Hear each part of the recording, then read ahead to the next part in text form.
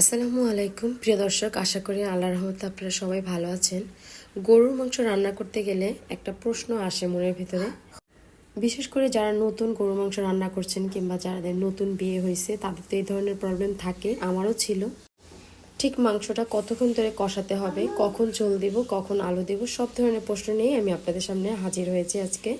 প্রথমে একটি কড়াই বসিয়ে আমার হাতে যে বাটিটা দেখছেন এটার আমি 2 বাটি তেল, মানে মোটামুটি হাফ কাপের মতন তেল আমি এখানে দিয়ে নিয়েছি। আগে থেকে আলুটা খুব ভালো করে ধুয়ে লবণ আর হলুদ মাখিয়ে নিয়েছি। এখন এটা তেলের ভিতরে ভেজে নেব। রান্না করা মাংসের ভিতরে ভাজা আলু খেয়ে দেখবেন অসাধারণ লাগে, কেউ আপনাকে খারাপই বলতে পারবেন না এই মাংস রান্নাটা খাওয়ার পরে। আলুটা ভাজা হয়ে গেলে আমি তুলে নিব, আর এই তেলের ভিতরেই আমি এলাচ দিয়ে দিব। আর এলাচটা একটু থেতো করে নিয়েছি শিলপাটায়।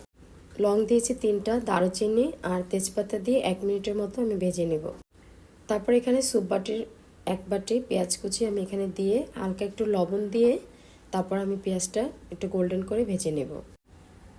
আর এর মধ্যে আমার পেঁয়াজটা ভাজা হয়ে গেছে। এখন চুলার আঁচটা কমিয়ে এখানে 1.5 টেবিল চামচ আদা বাটা, 1.5 টেবিল চামচ রসুন বাটা, 2 টেবিল চামচ টমেটো, আর এই টমেটোটা আমি পেস্ট করে ডিপ ফ্রিজে রেখেছিলাম সেখান থেকে আর কি দিয়ে দিলাম। হলুদের গুঁড়ো দিব 1.5 টেবিল চামচ, মরিচের গুঁড়ো আমি এখানে 3 টেবিল চামচ দিয়েছি, তবে আপনারা আপনাদের ঝাল পছন্দ অনুযায়ী দিবেন। জিরার গুঁড়া দিয়েছি ভর্তি করে 1 টেবিল চামচ, ধনিয়ার গুঁড়া 1 টেবিল চামচ। তারপর মশলাটা খুব ভালো করে একটু কষিয়ে নেব।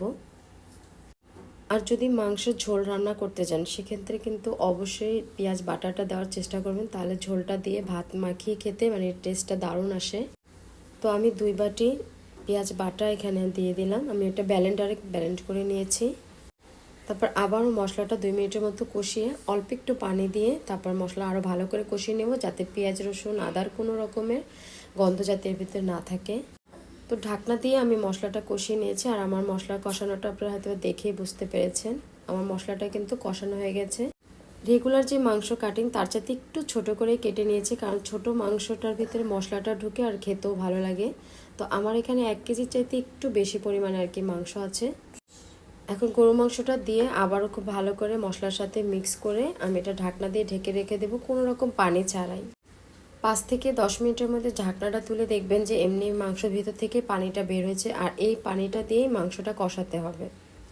আর এই পর্যায়ে চুলার আঁচটা আমি মিডিয়াম টু লোতে রেখে তারপর মাংসটা কষিয়ে নিব প্রায় 20 থেকে 25 মিনিটের মতো। আর অবশ্যই কিন্তু ঢাকনাটা তুলে তারপর বারবার করে নেড়েচেড়ে দিতে হবে, নতুবা কড়াইয়ের তলায় লেগে যেতে পারে। আমার কিন্তু মাংসের ভিতরে যে ঝোলটা ছিল সেটা একদম শুকিয়ে গেছে। এখন ভেজে রাখা আলুটা আমি এর ভিতরে দিয়ে আরও 2 থেকে 3 মিনিটের মতো আলুটাও মাংসের সাথে একটু কষিয়ে নিব। আর রেসিপি ভালো লাগলে প্লিজ রিকোয়েস্ট থাকলো চ্যানেলটি সাবস্ক্রাইব করার। আর মাংস রান্নার সময় যে কোনো ধরনের প্রশ্ন কিংবা সমস্যা থাকলে আমার কমেন্ট সেকশনে একটু জানাতে পারেন। আর অবশ্যই এখানে গরম পানিটা অ্যাড করবেন। আমি আলাদা একটা চুলায় গরম পানিটা করে নিয়েছি। এখানে আমি 1/2 কেজি, মানে এই মগটা আমার 1/2 কেজি, তা 1/2 কেজি দিয়েছি। আবার এই মগটার আরও অর্ধেকটা পরিমাণে ঝোল দিয়েছি। আসলে ঝোলটা যার যার পছন্দ, কে কীরকম ঝোলটা পছন্দ করে সেই অনুযায়ী কিন্তু এখানে দিয়ে নিতে পারেন। তারপর সব কিছু মিক্স করে ঢাকনা দিয়ে ঢেকে রেখে দিব বলক আসা পর্যন্ত।